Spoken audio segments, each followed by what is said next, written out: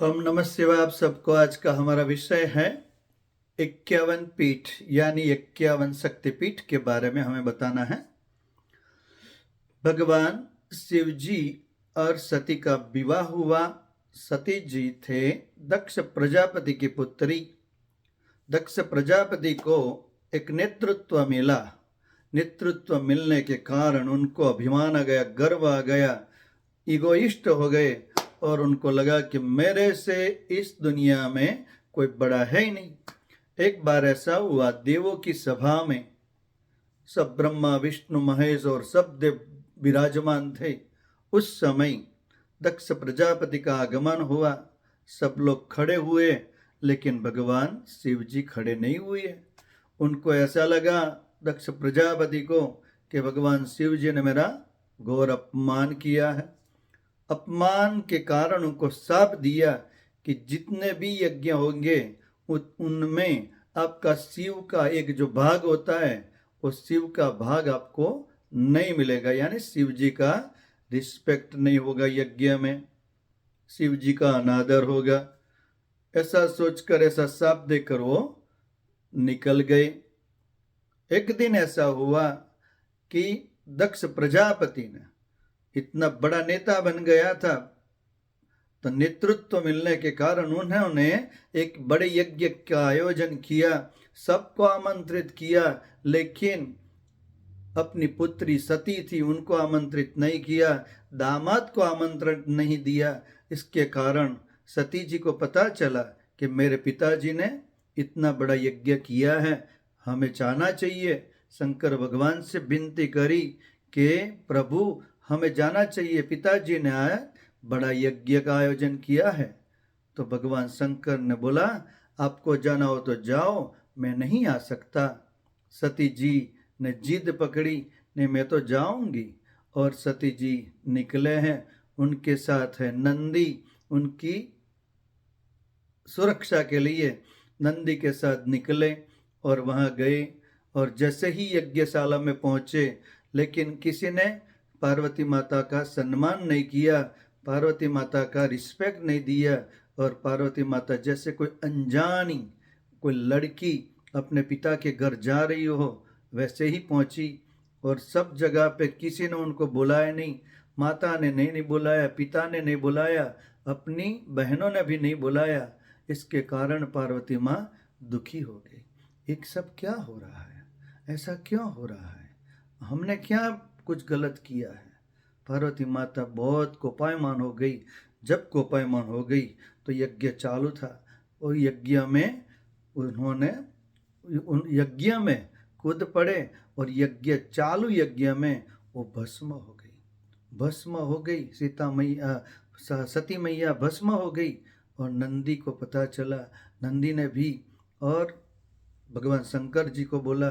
शंकर जी भगवान ने पूरे गणों को भेजा, लेकिन पूरे गण वहाँ देवों ने पूरे गण को पराजित करके भगवान शंकर के पास गए सब गण, और उनको बोला कि प्रभु बड़ा अनर्थ हुआ है। तब भगवान शंकर भी कोपायमान हो गए और उनकी जो बड़ी जटा थी वो जटा निकाली, और जैसे ही जटा जमीन पे उनको टच किया, उसमें से एक महाकाली का अवतार हुआ और दूसरा अवतार हुआ वीरभद्र को उत्पन्न किया। महाकाली का उत्पत्ति हुई और वीरभद्र की उत्पत्ति हुई। दोनों को आदेश दिया कि जाओ दक्ष यज्ञ का विध्वंस करो।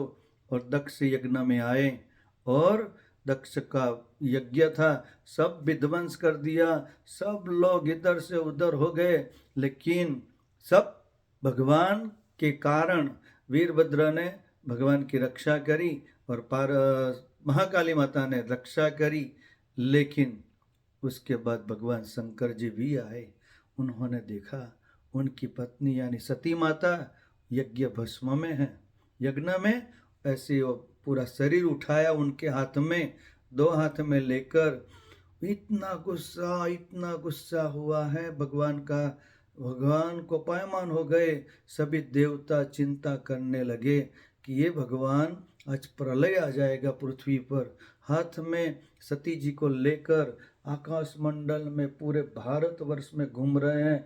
और सती माता भी कोपायमान थी और इधर भगवान शंकर भी कोपायमान थे, कुछ न कुछ न हो जाए, इसलिए भगवान शंकर का गुस्सा शांत हो, इसके लिए भगवान विष्णु ने उनका जो एक सुदर्शन चक्र था, सुदर्शन चक्र से भगवान शिव जी के हाथ में जो पार्वती माँ थी उनका 24 भाग किए, 54 भाग किए, 54 भाग किए और 54 भाग करके पूरे जहाँ जहाँ घूम रहे थे वहाँ एक एक जो सुदर्शन चक्र जैसे ही टच किया तो वैसे एक भाग था, जैसे पैर था, हाथ थे, और पूरी बॉडी के 54 भाग करके पूरे भारतवर्ष में 54 भाग आकाश मंडल से नीचे गिरे और जहाँ जहाँ गिरे वहाँ वहाँ उस शक्तिपीठ का निर्माण हुआ। तो आज कहीं भी हम जाते हैं